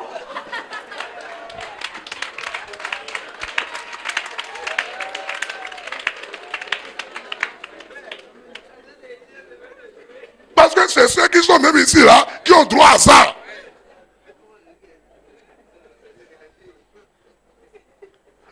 le Seigneur. C'est ça que les anglophones ils ont compris. Voilà pourquoi vous ne verrez aucun. Ceux qui ont compris le rang des cieux, ils ne peuvent rien posséder sans que leur pasteur ne possède pas ça d'abord. Parce que quelqu'un là, ça va passer par là.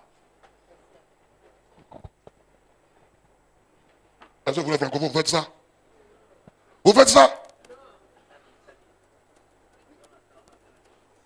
Je dis à un frère qu'il y a des occasions que Dieu présente aux gens pour qu'ils puissent semer et récolter. Mais ils ne saisissent pas ça. Je connais des gens qui ont construit leur maison.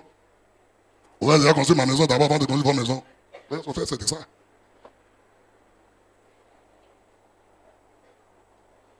Et moi, je n'entends pas. Vous savez, c'est le prophète François maintenant, il m'a dit, prophète, la manière dont tu fonctionnes, tu seras le seul qui va récolter et l'église sera pauvre. Parce que tu n'es que le seul qui est en train de semer valablement. Je sème jusqu'à me dépouiller. J'ai parlé à un de mes enfants. Il dit, papa, si prête à Dieu, on va terminer la maison.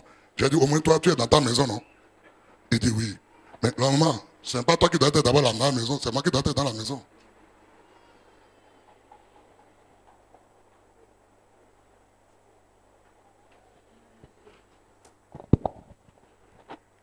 Alléluia. Alléluia. Bien-aimés dans le Seigneur, reconnaissez. Dieu, il est un Dieu de but. Et il ne fait rien au hasard. Les anglophones ils ont dit, nous ne voyons pas Dieu. Oh oui, on a entendu parler de Jésus. Mais nos yeux n'ont jamais vu Jésus lui-même.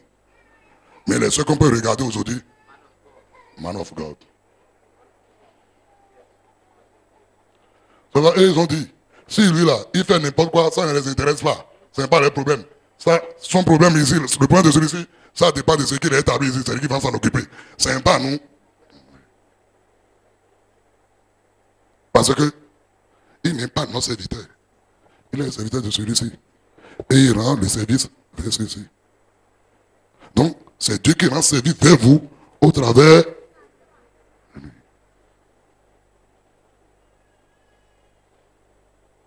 C'est quoi l'apôtre Paul dit?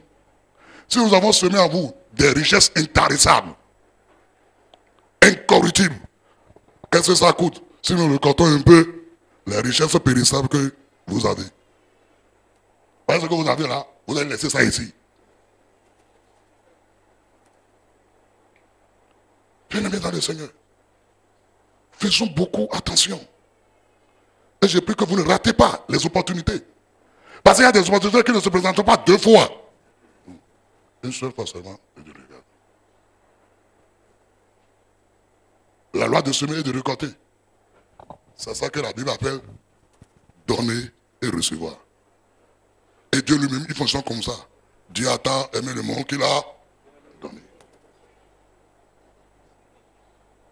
Aimez votre respiration. C'est expirer, inspirer. Inspirer, inspirer. Si vous inspirez seulement, sans inspirer, votre ventre là, va faire bourre comme ça là, et ça va éclater. Vous allez mourir. C'est la même chose. Il a mis un trou en haut, il a mis un trou en bas. Vous mangez, vous faites sortir. Si vous mangez seulement, et vous ne pouvez pas dégager les déchets. Vous ne pouvez pas dégager les déchets. Vous allez mourir. Et je vais vous le dire, quand on fait les affaires, quand vous avez votre salaire, dans ça là, dans tout ce que l'on mange, il y a tous des déchets dedans. Les déchets là, c'est ça que la Bible appelle la malédiction, qui se trouve dans vos salaires, dans vos revenus. Donc ça là, c'est ça qu'on appelle la dîme. Donc quand vous apportez la dîme, c'est ce qui est immangeable là. Ce qui est, c'est ça que vous enlevez. Mais quand vous ne donnez pas la dîme, vous mangez et la pourriture. Vous mangez la semence et la pourriture. Et ça va vous causer des problèmes.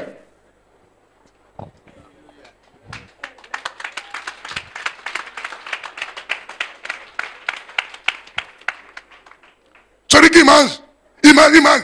Et il ne peut pas aller. Fais ça là. Vous faites ça. Il va mourir. Demandez ça.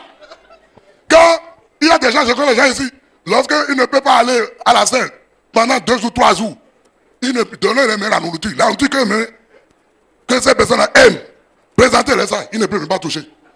Tu vas voir ici là, et bam bam comme t'entends.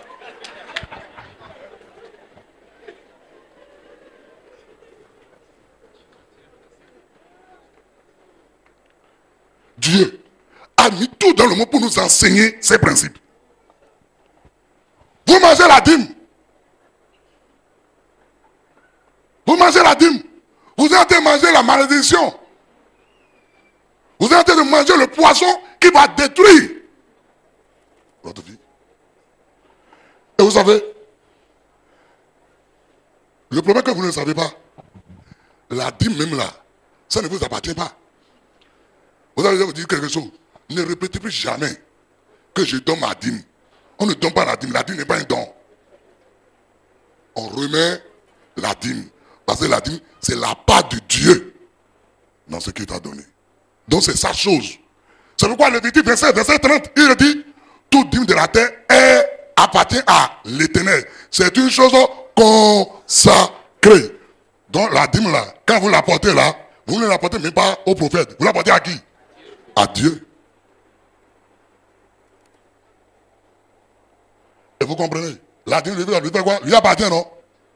Quand vous prenez ce qui ne vous appartient pas, vous avez quoi? Hein? Vous avez des voleurs, non? Voilà pourquoi dans Malachie, il dit, vous m'avez volé. Et le peuple dit, Dieu, sois sérieux. Tu es au ciel là-bas, là. Même si on est des brigands comme ça, là, par quel moyen on va venir au ciel pour te voler? Dieu dit, non, vous n'avez pas besoin de monter au ciel. Sur la terre, j'ai dit, quand vous gagnez quoi que ce soit, vous me donnez la 10e partie. D'abord moi, avant d'engager n'importe quelle dépense. Dieu d'abord. C'est ma part.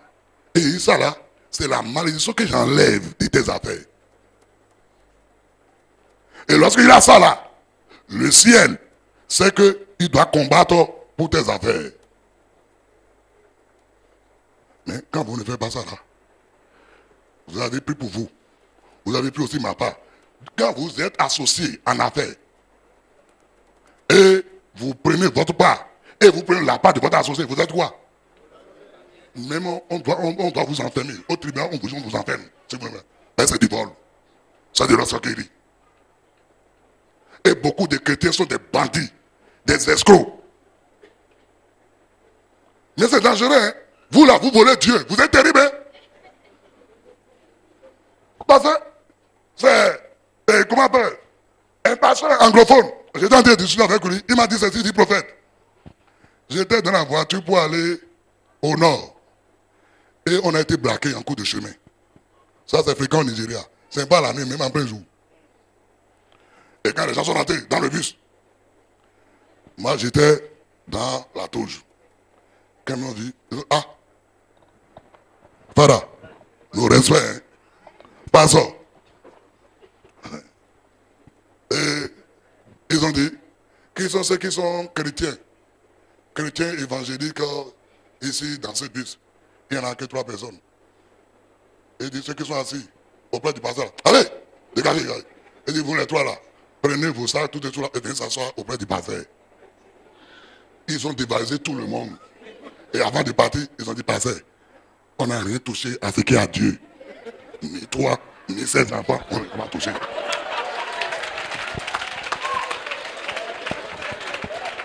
C'est pour ça, Nigeria là, malgré tout ce que vous dites, il ne peut qu'être béni. Donc le voleur même, c'est qu'il ne faut pas voler Dieu. Mais vous êtes terrible hein, pour voler Dieu.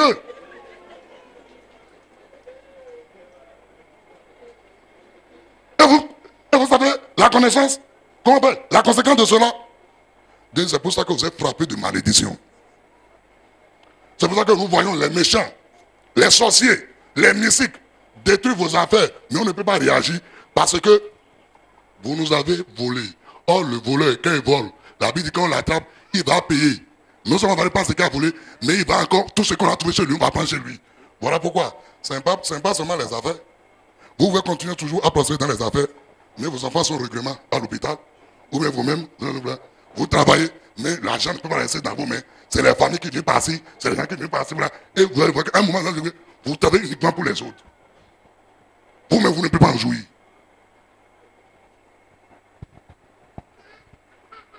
Bien-aimé dans le Seigneur. Et pour terminer, le Seigneur m'a dit, parlez.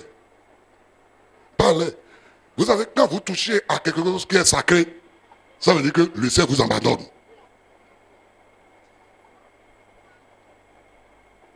Et bien aimé dans le Seigneur, Dieu m'a posé la question. Il dit, mon serviteur Paul a la question. Dieu demande, je suis qui pour eux? Dieu est qui pour vous? Un père, n'est-ce pas? Donc vous êtes qui pour lui? 16 enfants, n'est-ce pas? La Bible déclare, l'enfant qui vole son père ou sa mère est frère du destructeur. Je reprends encore. L'enfant qui vole son père ou sa mère est frère du destructeur. Je vous pose la question. Le destructeur, c'est qui? Donc, celui qui vole son père est qui? Est le petit frère du diable. Donc, quand vous volez Dieu là, ça veut dire que vous êtes devenu quoi? Frère de qui? Du diable. Pour faire quoi? Pour détruire l'œuvre de Dieu. Pour détruire l'œuvre de Dieu. Pour détruire les choses du royaume. Voilà pourquoi. Allez les dire ceux qui sont entrés dans la vie. Et ils vont dire que les gens ne doivent pas payer la dîme. C'est dans ça. Ils sont en train de faire des destructeurs, des frères du diable. Et maintenant, quand vous voyez les logiques, c'est de détruire l'église. Lisez dans le livre de Néhémie. Lorsque le temple a été détruit, et l'ennemi est venu pour rebâtir cela. Quand l'ennemi a rebâti cela, il n'y a ni sacrificateurs, ni lévites qui sont là pour pouvoir faire le service. Et l'ennemi dit, mais où sont les sacrificateurs? Les sacrificateurs, les lévites, ils sont rentrés chez eux au village. Et ceux qui doivent faire pour la faire pour la ceux qui sont en train de faire et travaux champagne sont en train de faire. L'ennemi dit pourquoi? Mais c'est pas ça qu'on les a appelés. Et on les a appelés. Ils ont dit non. Nous n'avons rien mangé. Les gens n'apportent plus la part qui est destinée à Dieu. On doit faire quoi? Et vous savez, Dieu ne les a pas même pas touchés. Néhémie dit quoi? Qu'est-ce que vous avez fait comme ça? Il a appelé tout le peuple. Tout le peuple a pleuré. Et qu'est-ce qu'ils ont fait? Ils ont pris un grand magasin. Et maintenant, ils ont commencé par apporter maintenant les dîmes, les prémices. Allez, commencez par les apporter. Ils ont apporté quelque chose, le magasin est rempli. Et ils ont désigné maintenant un responsable à qui ils ont confié cela. Et donc, prends ça et occupe-toi. Et lorsqu'il y a ça là maintenant, les sacrificateurs et les lévites, ils sont revenus pour faire le service. Donc, quand vous refusez d'apporter la dîme, eh bien, vous refusez que l'œuvre de Dieu, vous refusez que l'église fonctionne, vous refusez que les serviteurs de Dieu fassent leur travail. Et là, le ciel ne peut jamais vous bénir. Et bien vous le dites, les sorciers connaissent ça. Ils sont passés par tous les moyens pour vous attaquer. Attaquer vos femmes, attaquer vos enfants, attaquer vos affaires. Ils ne trouvent pas. Parce que, mais ils vont vous amener à avoir la cupidité. Au fait, c'est la cupidité. L'avarisme. C'est ça qui vous empêche à ne pas payer la dîme. Et les raisonnements à ne pas donner les prémices. Et quand il vous encourage, oh laisse-le, tu vas le passer là-bas, laisse-le. Toi, tu vas donner combien? 100 millions. Ah, tu as gagné 100 millions. Non, les gars là, tu vas lui donner 2 millions, 10 millions là-bas. Yeah. Imagine, si tout le monde lui apporte 10 millions, 10 millions, tout comme si tout le monde... Et c'est comme ça qu'il vous amène dans le raisonnement. Et qu'est-ce qui se passe finalement? Toi qui avais commencé par donner, petit à petit, tu as été fidèle. Parce que vous êtes fidèle dans moins chaud, Dieu va vous compter de grandes choses. Au fur et à mesure que vous montez, vous montez maintenant, c'est facile pour toi de te donner les 1000 francs comme dîme. Tu donnes 10 000 francs, 1 million. Mais Dieu va toujours à te bénir parce qu'il a trouvé quelqu'un qui est fidèle et qui est un associé pour son royaume. Dieu veut mettre la richesse dans la main de ses enfants. Parce que le monde a pris cela pour naguer Dieu. Voilà pourquoi il m'a dit, il dit Dieu là. Pendant 7 ans, avant l'enlèvement de l'église, 2 choses vont se passer. Ici au Bénin et dans le monde entier. Il y aura la démonstration de la puissance de Dieu comme il n'y aura jamais eu. L'église va manifester la puissance de Dieu. Deuxièmement, je vais transférer la richesse de la main du monde dans la main de mes enfants. Parce que pourquoi? Moi, je trouve que c'est anormal qu'on vienne rester dans un hangar ici pendant que les gens ont construit le temple de tronc avec des marbres.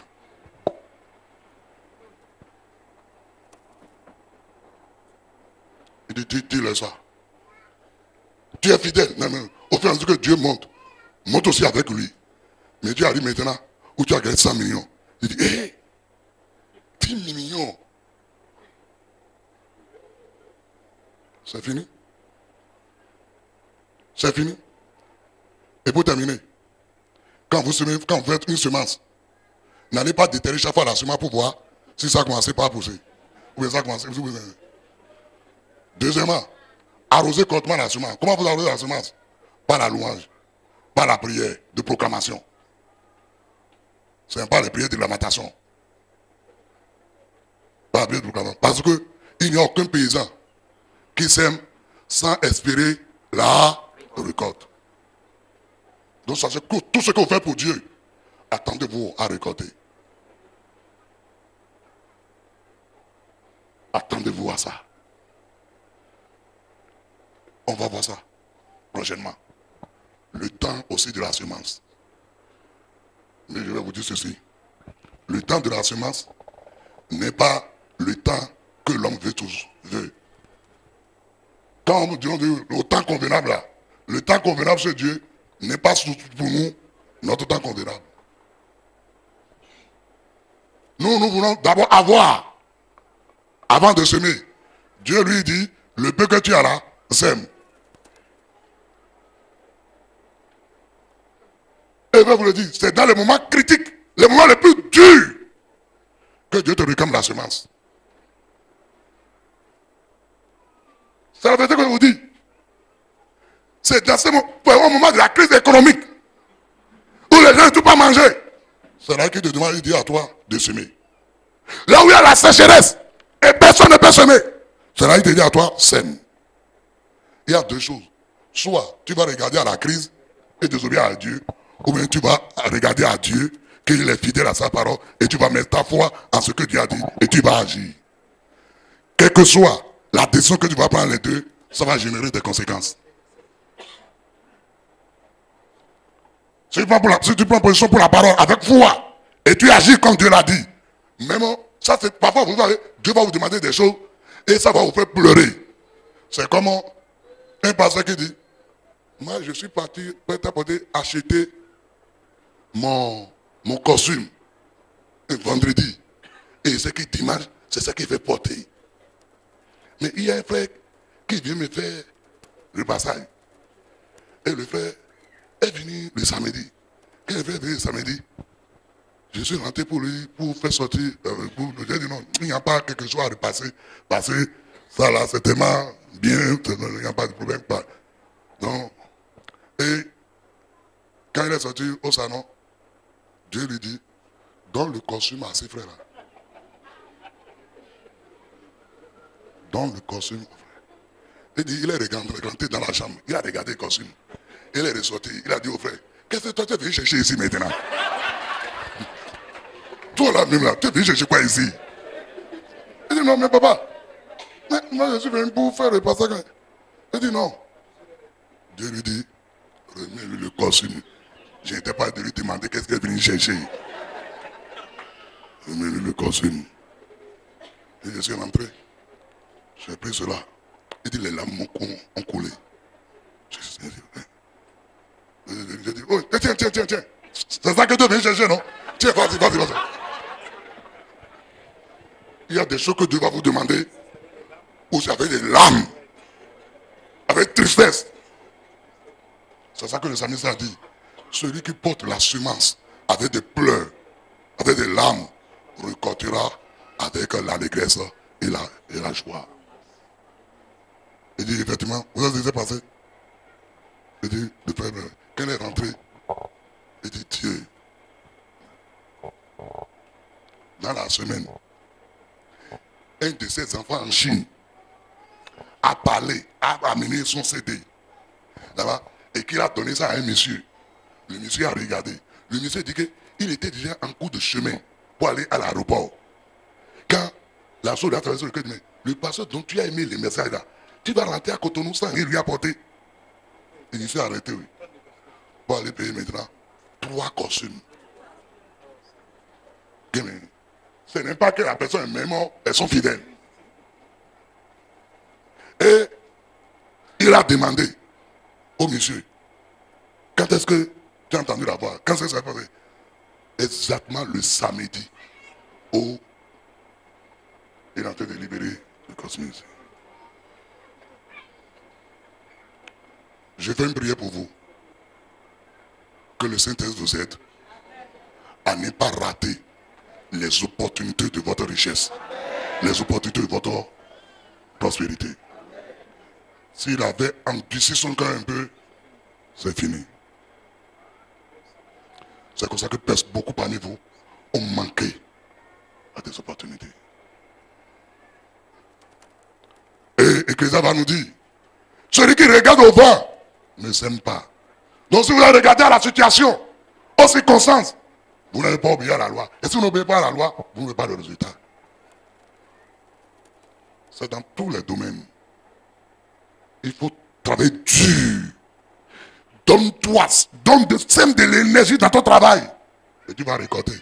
Ne pense pas que tu vas croiser les bras et les résultats vont venir. C'est pour ça que moi je travaille dur dans le ministère. Je travaille dur. Parce que je comprends ça. Quand même, il faut se reposer. Il y a un temps aussi pour se reposer, c'est vrai. Mais pendant le temps de la semence, vous n'allez jamais voir un paysan s'asseoir. Ce que vous ne savez pas, je vais vous le dire. C'est notre temps qui a commencé. Hein. Vous avez vu ce que les gens ont fait avec vous hier. Les gens même ils ont dit à toute personne, pourquoi vous les Béninois vous êtes comme ça? C'est les gens qui viennent de l'étranger là. C'est derrière ça que vous courez. Parce que les gens me considèrent comme des hiboux.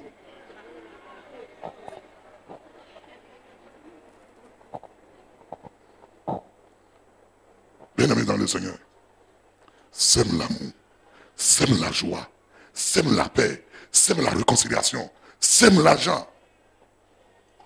Ce que vous semez, c'est ça qui va vous retenir. Mais si vous ne semez rien, vous n'aurez rien. Que l'Éternel vous bénisse et que sa faveur soit sur vous. Dans le nom de Jésus-Christ, soyez comblés des riches bénédictions de Dieu. Parce que le résultat est là. C'est Jésus lui-même qui le dit. Gardez ça, Luc 6, 38, c'est ça la conclusion.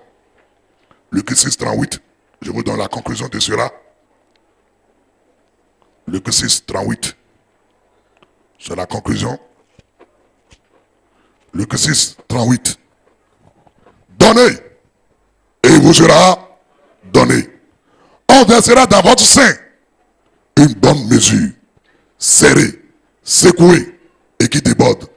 Car on vous mesurera avec la mesure dont vous serez servi. Ça veut dire quoi? Quand vous l'avez fait, c'est comme ça que on vous le fera. Que l'Éternel vous bénisse et que sa faveur repose sur vous.